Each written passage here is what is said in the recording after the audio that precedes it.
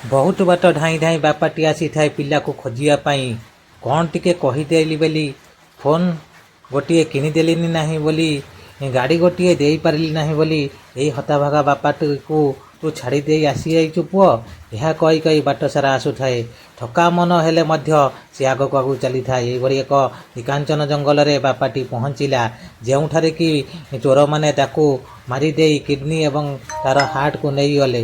ଏହାପରେ ସେ କୌଣସି ମୁହୂର୍ତ୍ତ ବଞ୍ଚିକି ପୁଅର ନାଁ ଧରିକି ବାଉଳି ହେଲା, ତଥାପି କେହି ଶୁଣିଲେ ନାହିଁ, ଯାହାଫଳରେ କି ସେ ଚିତ୍କାର ଛାଡ଼ି ମୃତ୍ୟୁବରଣ କଲା।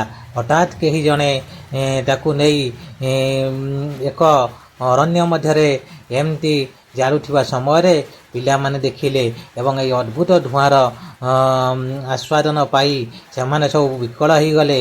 ସବୁ ବଣ ଏରିଆକୁ ସେ ତନ୍ନ ତନ୍ନ କରି ଦେଖିଲେ ଧୂଆଁ ଏଇଭଳି ପ୍ରକାର ବାହାରୁଛି। ଏଇଭଳି ପ୍ରକାର ଧୂଆଁକୁ ଦେଖି ସମସ୍ତେ ଚକିତ ହେଲେ ଏବଂ ଯାଉଥିବା ବାଟର ଲୋକମାନେ ମଧ୍ୟ ଆଶ୍ଚର୍ଯ୍ୟ ହେଲେ, ଏ ଧୂଆଁ ଆସୁଛି କେଉଁଠୁ?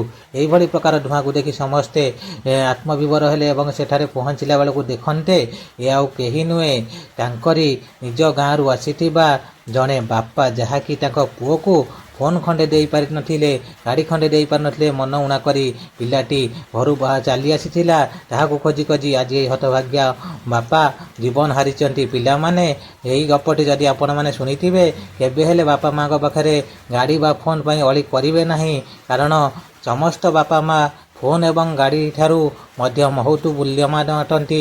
ଥରେ ବାପାକୁ ହରାଇଲେ କେହି ଆପଣମାନେ ଗାଡ଼ି ଏବଂ ଫୋନ୍ ପାଇପାରିବେ ସତ, କିନ୍ତୁ ଏଇଭଳି ପ୍ରକାର ଅମୂଲ୍ୟ ସମ୍ପଦ ବାପା ରୂପକ ଧନ ପାଇପାରିବେ ନାହିଁ।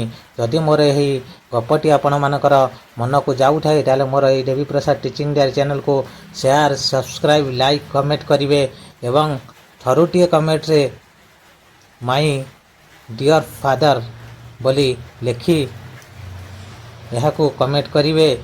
ଜୟ ଜଗନ୍ନାଥ। ଏତିକି ରହୁଛି।